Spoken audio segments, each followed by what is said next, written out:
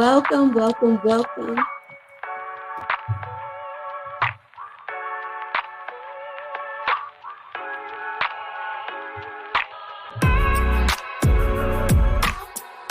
How are you guys doing?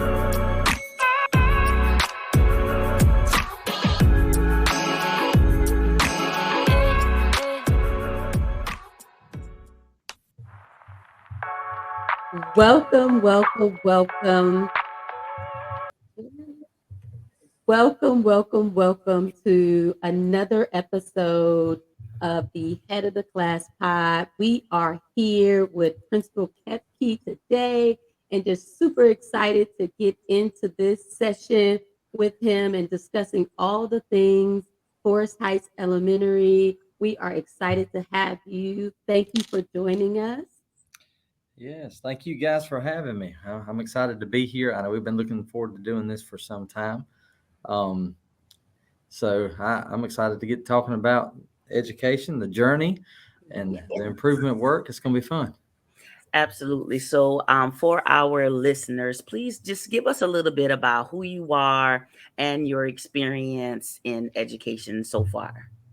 Absolutely. Of course, my name is Jason Kepke. I've been in education going on 17 years now.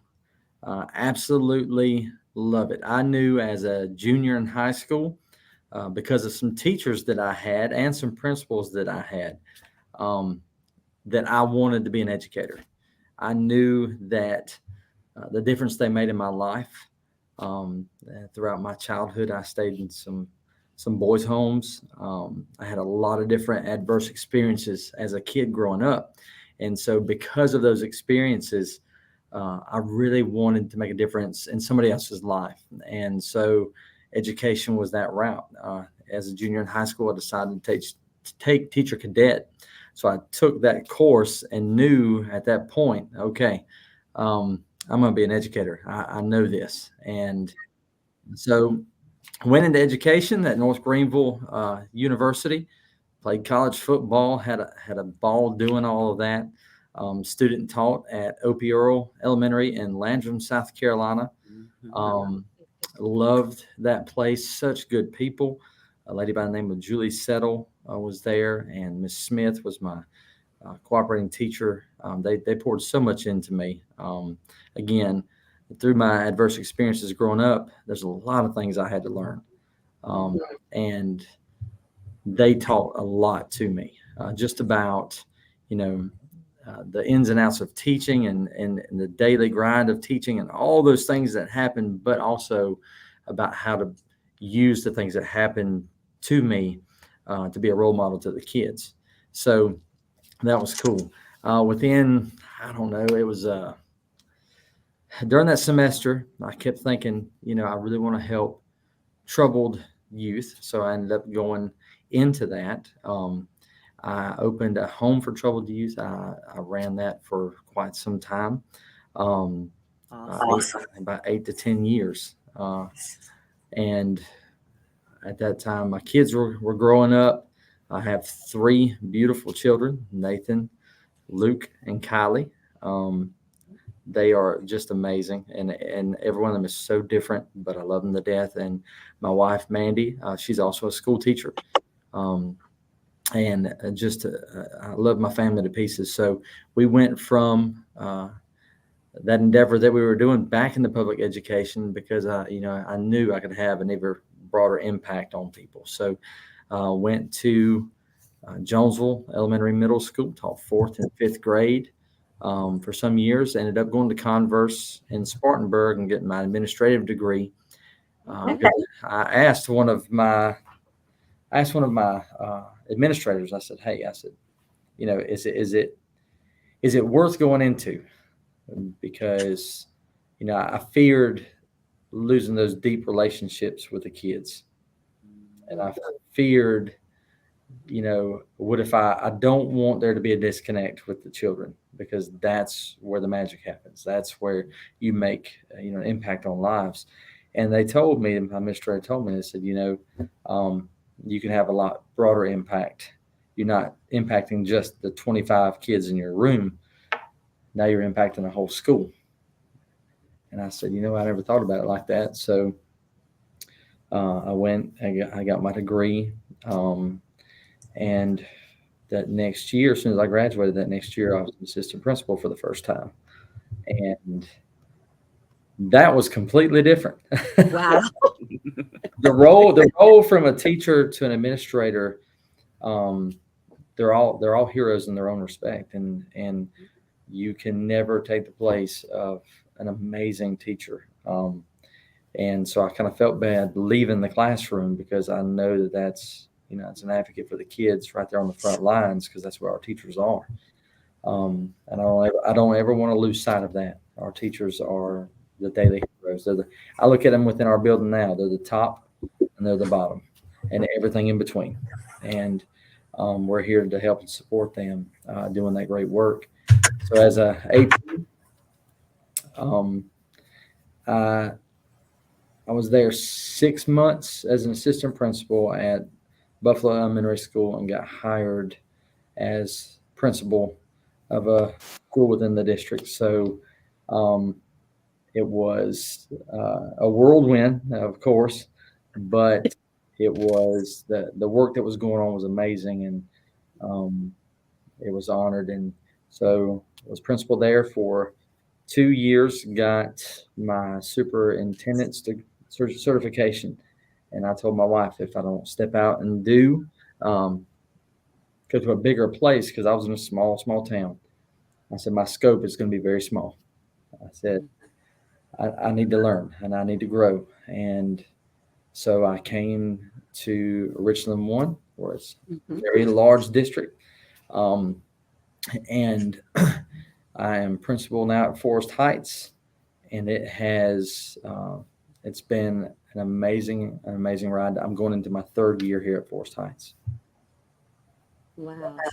What an amazing journey with your experience as an educator and as a human. You talked a lot about, that endeavor with starting a home and how you wanted to impact students' lives beyond the scope of just the classroom and just starting. I believe it was like a nonprofit, a group home or something. So I just hats off to you. That's not something that I knew prior to this, but how you are impacting lives beyond those four walls of the classroom.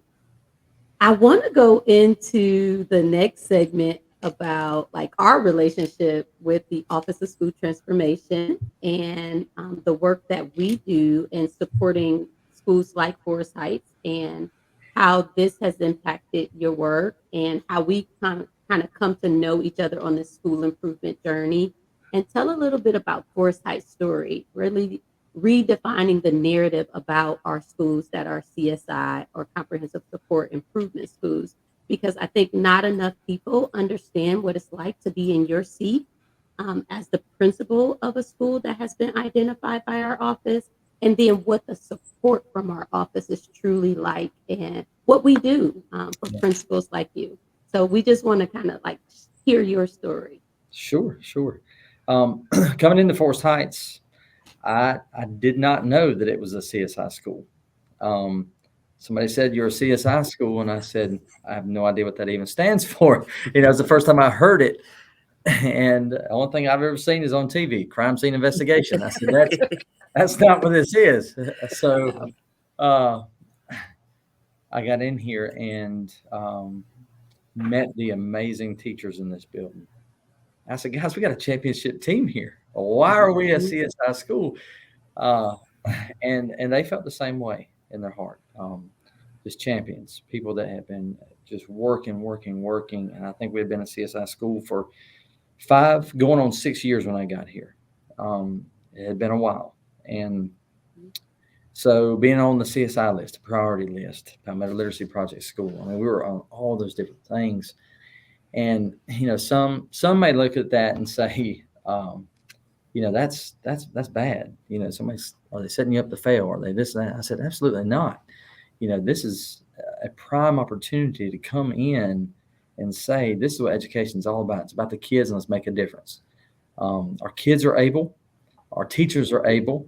We as leadership have to give them the tools and the opportunities to be the best version of themselves. Absolutely. And so that was my goal coming in. I knew the people, well, I was learning the people here. And the more I got to know their hearts, the more beautiful they became. And I was just like, Mm. okay, I've been planted in a great place. So we had one transformation coach when I got here. And again, I didn't know what that role was. So I had to sit down with that transformation coach. It was Miss Kaylee at the time. Kimberly Kelly, I think was her name. And she, super sweet, super nice, very helpful, not judgmental, not, I mean, but she could really tell me the ins and outs of the school and what from her lens and what she saw. She was not pushy about anything. It was more, I could just bounce things off of her, ask her questions. She could help me with those kind of things, and always willing to like give me some feedback, some advice if I asked for it. And say, hey, I thought about this. She would have conversations like that. Um, she ended up taking another position, and then we got Kyle Cannon who came here, which was a whole different lens. Super great guy, uh, super nice. He came from a high school, and we're in an elementary school, and so we have a whole different lens that we're looking through. So it was really fun with him here because I could hear different perspectives, and he could tell me, eventually here's where these kids are going. Um, and now he's got to Mhm. see the foundation piece. But one thing that we could always come together on is great teaching is great teaching. It doesn't matter what level it's on. It may look a little different, but strong, fabulous teaching is just that across the board. So um, he would join in our PLCs. He would join in our planning sessions, leadership meetings, our SIT team, school improvement team. He was a strong part of that, and just a great support. And the one thing I will tell you is that he let me take the lead. Mhm. He was there for that support. He was there if I needed anything. He was there. I mean, he was constantly through our building all the time. Everybody loved him. Everybody got to know him. I mean, he was a part of our Forsyths family. Um, and we embraced him that way, and he embraced us that way. Some people think when you have a State Department official in your building, that's a bad thing, but Right? it's absolutely not. Yeah. I think if every administrator would take the time, like I did, just to sit down and get to know him, then you realize, he's not here to critique me or be judgmental. He's here to help. Shoulder to shoulder in the work, not let me tell you how to do this. That's not the approach that I got at all. Um, so we did. We began the work. Um, it was very intentional. We had our three priority standards, and that we were, going after all year long. Um, and it just, again, every best practice that we had, uh, we implemented. Of course, he would, uh, our transformation coach, he'd bring his grill, and we'd cook out for the teachers, and when they would just celebrate them. So our transformation coach was doing stuff like that too, to celebrate our school, the improvement of the kids, the improvement of our, the overall culture and climate of the building. Um, it was super cool. It was super cool having him here. I actually think that is an amazing segue in one of our for one of our other questions that we had for you is how do you honor and celebrate success in your building? You mentioned one of the ways of course, grilling and chilling, right? Just building those relationships where outside of just the work, you have to connect with the people first. So, just give us some other ways that you continue to honor and celebrate success in your building. Right. Yes. And I appreciate that segue in that question because I honestly feel like that is one of the most important pieces when you're improving a school. Um, Everybody wants to feel appreciated. Everybody wants to hear when they've done a good job. Now, and I realize that, including myself and many other people, we don't like the spotlight on us. We don't like those kind of things. That's not what anybody's after. and usually the people that are after that end up not getting it, or they don't stay there very long. So, but I think it's critically important to highlight the teachers. So we do. We have a teacher of the month, of course.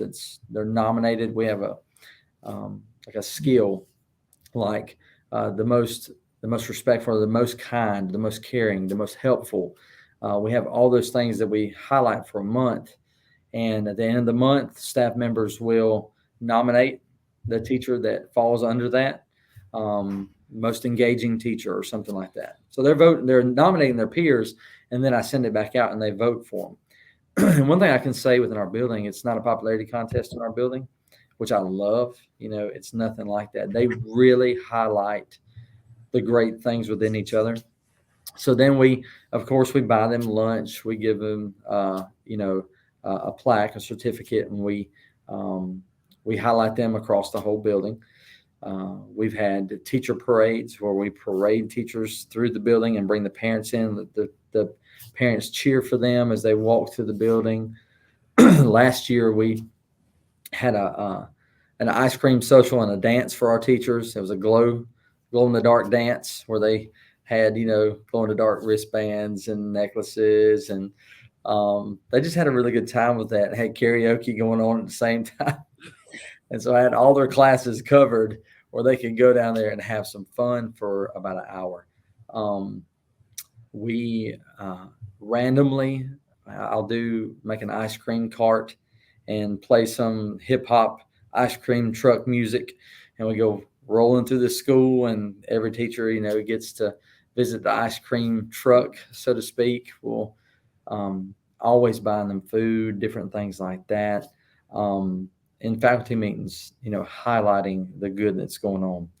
We'll take pictures as we go throughout our day and doing the observations that we do, and send out an email in the evening of the great things that we're seeing. And so constantly highlighting all of the good that we see in the building. It's not something that we say, oh, we haven't done this. It's a part of our culture. It's just a part of what we do. It's a part of who we are. And I'm a firm believer. I tell my staff all the time, I love you guys. And they're like, I appreciate that, Mr. Gepke, that you, I'm open. I'm very, I'm not scared to tell them, hey, I love you, appreciate the work that you're doing. It's not, I'm a boss and you work, for me or under me. It's, hey, we're in this work together, side by side. In the role of a principal, we're teacher leaders. So along the way, we're going to cheer our peers on, and we are going to congratulate them. I know at the end of the year as well, and they knew this, we had a huge thing of just superlatives for our teachers, and they were great superlatives, very professional things that we pointed out. And we also highlighted the most growth, the highest achievement, and gave them monetary awards for that. I think I gave them an extra $300, just from us as administrators, for your performance and what you did. So just a lot of good. I think every chance we get, we're highlighting somebody.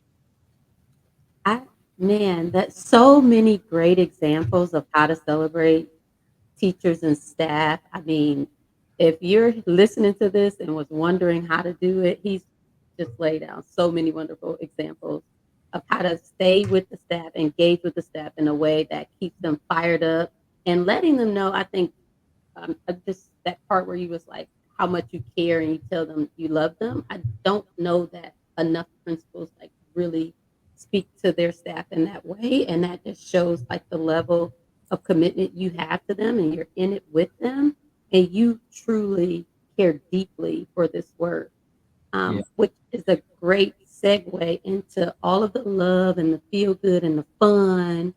It has to happen for the culture to be right, for instructional practices to grow and to make those changes. How has it? Oh, I was going to jump Go in because you said energy, and I'm a firm believer that if you're going to be a credible leader that people are going to follow, you are going to show that love. You're going to be transparent like that, but you're also going to have some energy. Gone are the days of the stoic principle, that, and I'm not saying they don't exist. I'm saying not a lot of people are willing to follow that anymore. It is, it is this somebody that I want to follow? And I'm very high energy. I go in the classroom and I jump up on the desk when I'm talking and teaching the kids. Um, uh, Mm-hmm. how many steps I take a day in this building. We're up and down these hallways all the time, but my staff knows I'm high energy. I'm very much, on the go 24/7 in front of them, but about the right thing, about the right work, and cheering them on. I have music blaring in the morning when they're coming in. I said, y'all, I'll be your cup of coffee if you don't have a cup of coffee, because I'm going to cheer you on and cheer you up. And we're going to get this thing going. But I do believe that energy is another thing in education that has to be ramped up. The kids today are not everything that's coming at them Mm-hmm. so fast because of technology. And if we're in front of them and we are moving slowly, they're bored very quick. So everything that we do, we've got to have the energy coming at them for them to absorb and take it like we're wanting them to take it. So I do think that's important. Oh man, that's so good.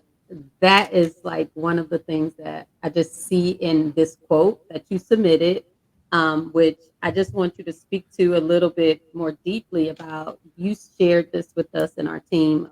The best way to find yourself is to lose yourself in others.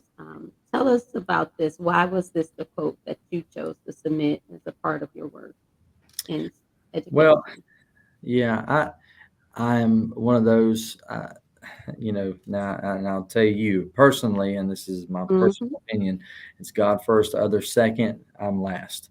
And I know that in order to find out, who I really am, I'm going to have to get lost in the work and the help and the loving other people.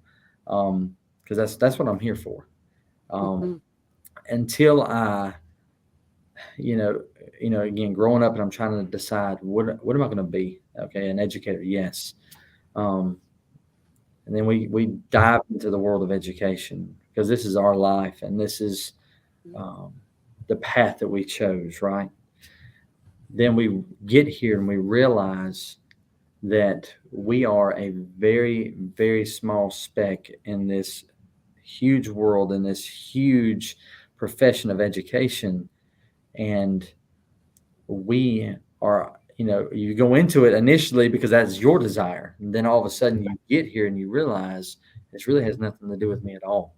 This has everything to do about this other kid coming up behind me, this child coming behind me, this scholar, this student that,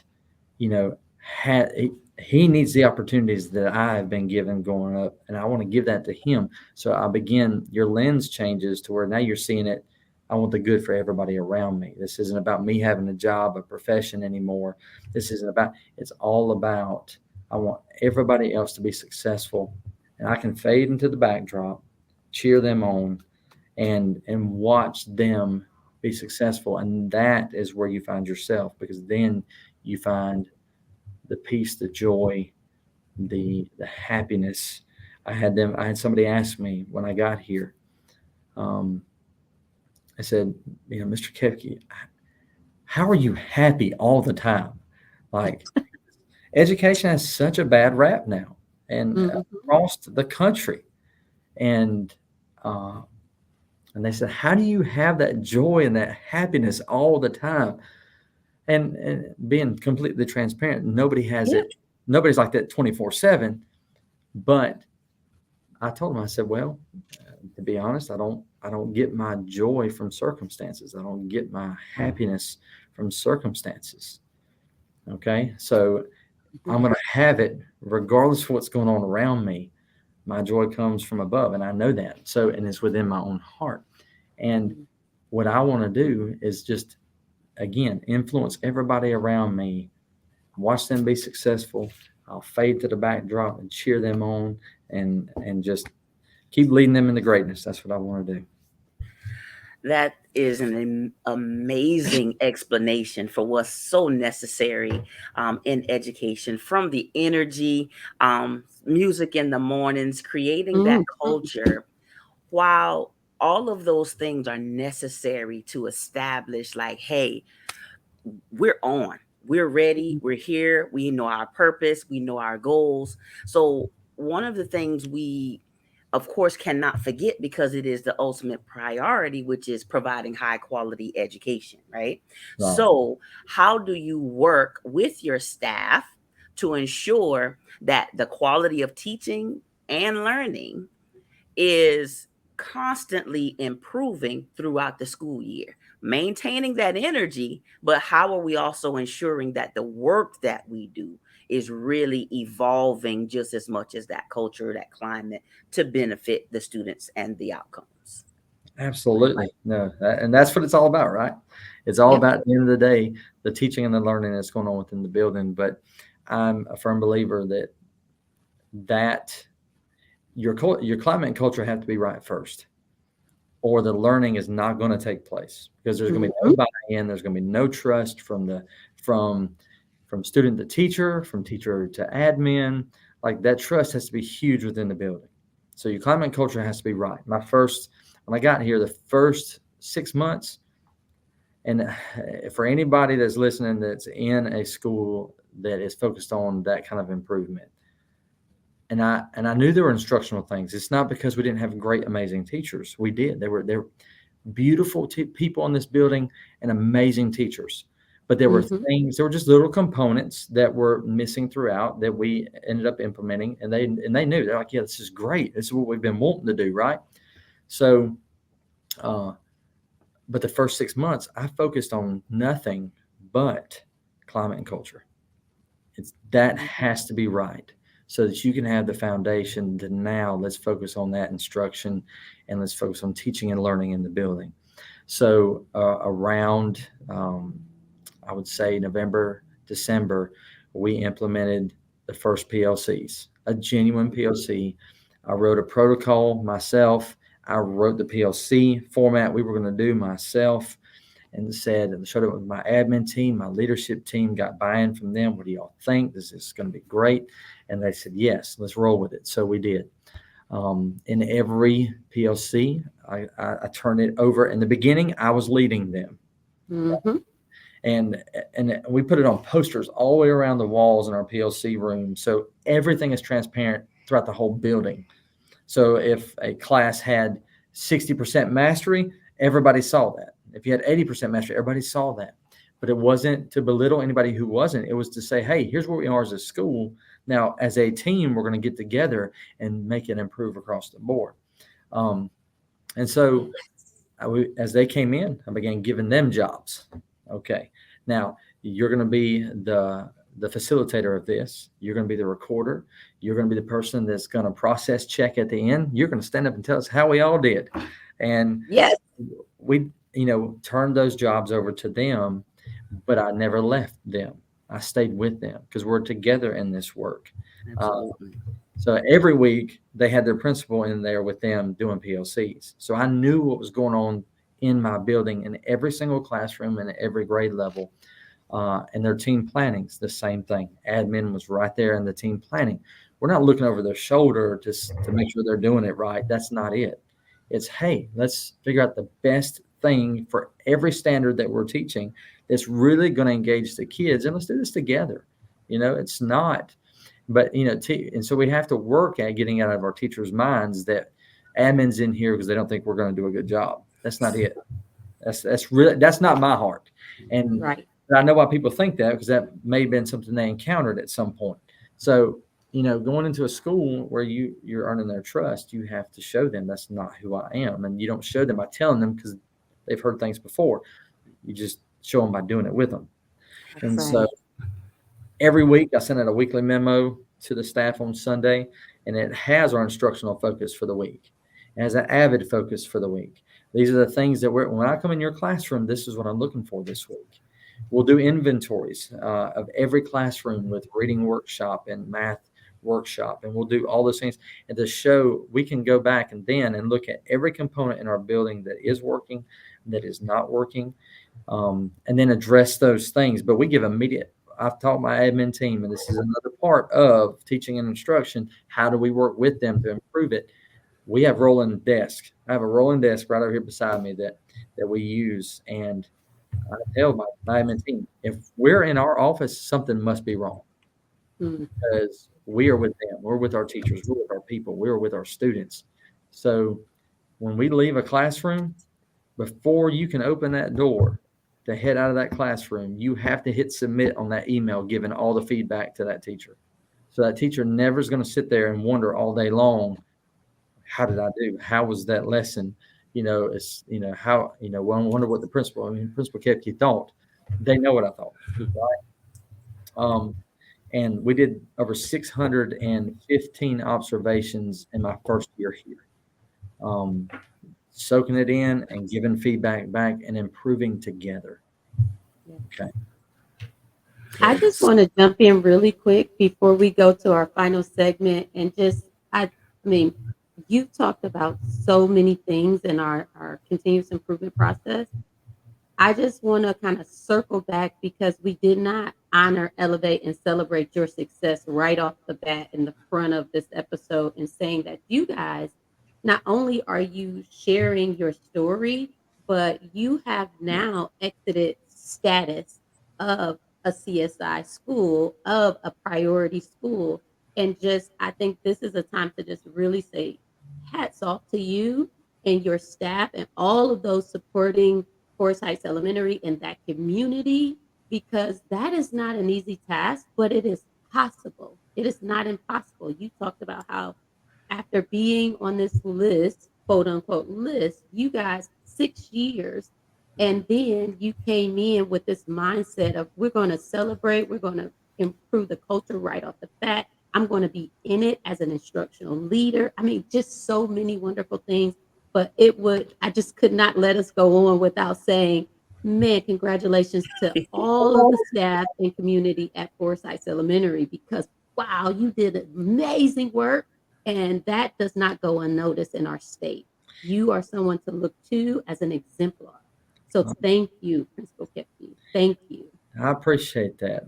I know Mhm. that, yeah, it was when we got here again, like I said, we were going on our 6th year, and and I reached out to our district, and any support they were willing to give, any support we needed, they did. Dr. Witherspoon, our superintendent, tremendous. He has a huge heart. He'll help in any way possible.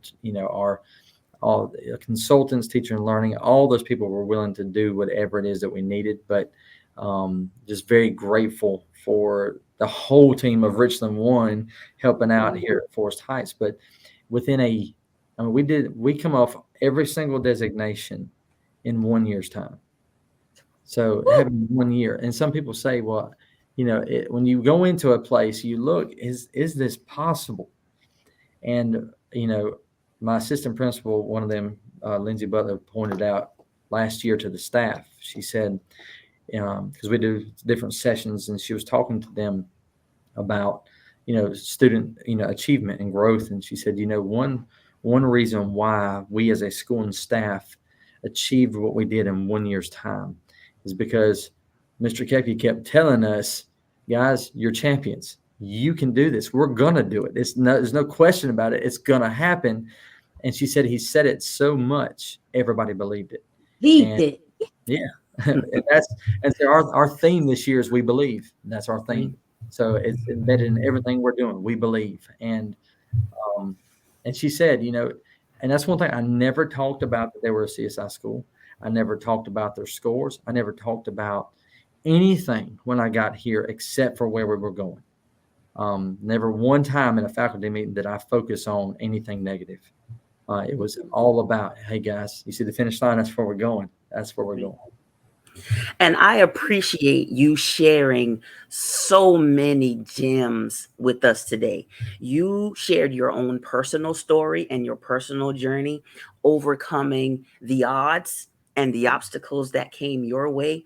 You shared with us how you emerged as a leader, but not just a leader, but as an instructional leader. So when you took on the role of principal, you were still that instructional leader, leading by example, not just the words that I'm saying out of my mouth. Oh And I yeah. think that that's something that is so, so necessary for Yes. teachers, particularly young teachers. And with, us trying to recruit more good people, high quality teachers to put in front of the future generations. Like, we have to know that the people that we send students to, that they have the same passion that you shared today, that you Mhm. fill in the gap of being what you maybe didn't have when you were in school, right? Mhm. So when we show up at school, we have to know the community.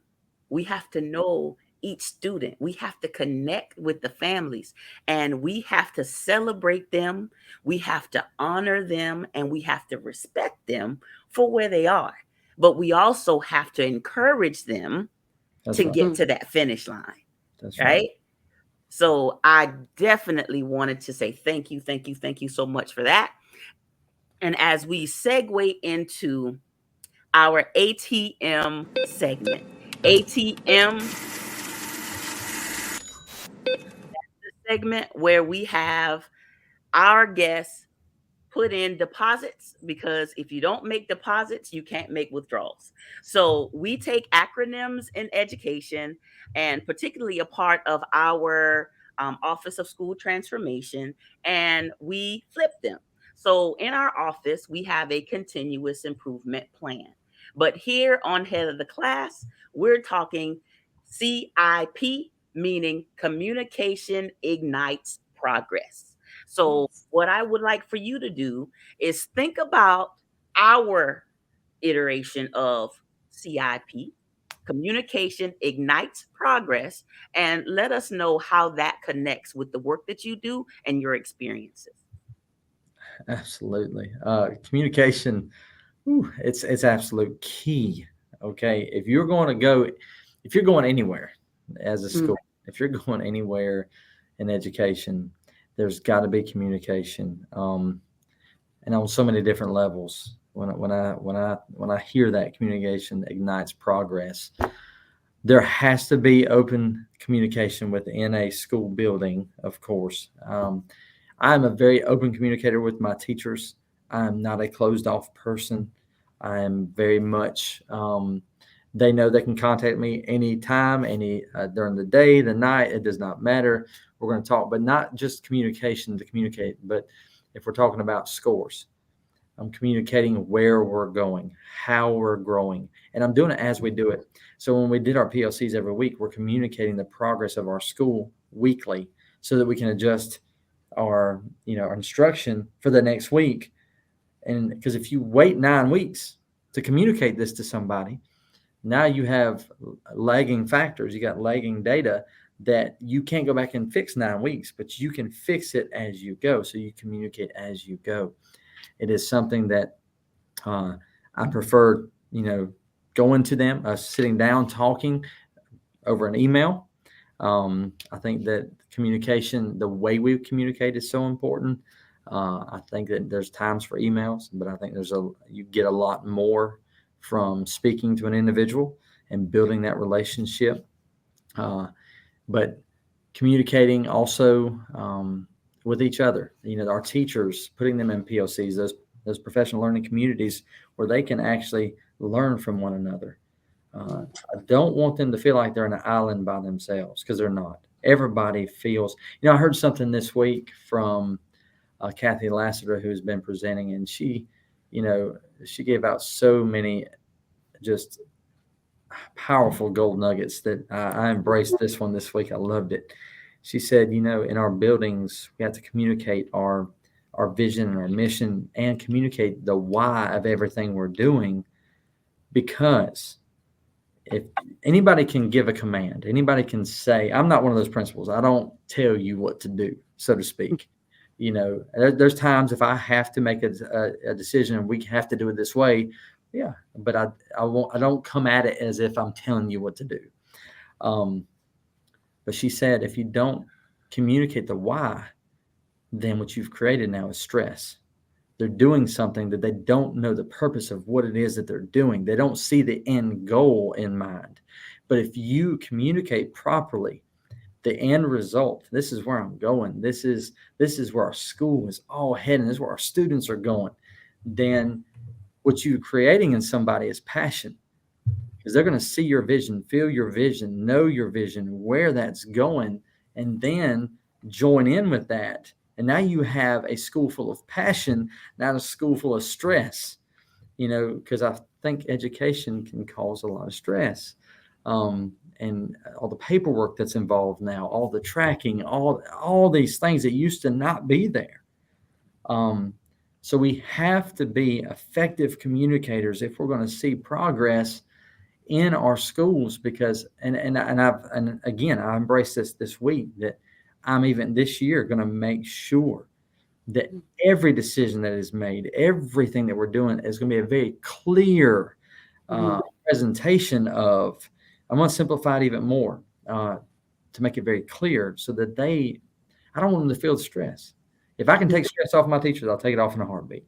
I can't pick all of the things away, but if I can take it away, I'm going to. And I think about the communication of we're talking about recruitment and our young teachers and keeping them here. Our young people are communicators. They like communication. They live off that. It's very quick. Look at your Shane Beamers, your Dabo Sweeneys of this world. Yes. People want to play for them because of the kind of person that they are. They build those relationships. There are other college coaches out there that have been great coaches in their day, and they know football. But what's going to happen, you watching it, everything's just kind of sliding in the other direction, because right now it's all about building relationships. And as principals, we have to be willing to do those things. So. Wow. Awesome. Awesome. Thank you so much. I mean, this has been an amazing time for me as a learner, and I just get to learn and suck up all of the greatness that is in Principal Kepke and at Forest Heights. I appreciate you taking the time to sit down with us this morning, and I cannot wait for others to be able to experience the amount of joy and energy that you have come with and continue to provide the students at Forest Heights and your community at large. Thank you, and keep doing the work. I mean, you have been amazing. Thank you. Absolutely. Definitely a pleasure speaking with you this morning. We want to make sure that you and your school are celebrated, highlighted. Again, we're looking to continue to grow not only educators, but strong instructional leaders. And we thank you for helping us, partnering with us, and we will continue to celebrate, honor, and elevate the work that you're doing. Thank you so much for joining the Head of Class podcast. Thank you. Thank you, guys. I appreciate y'all having me.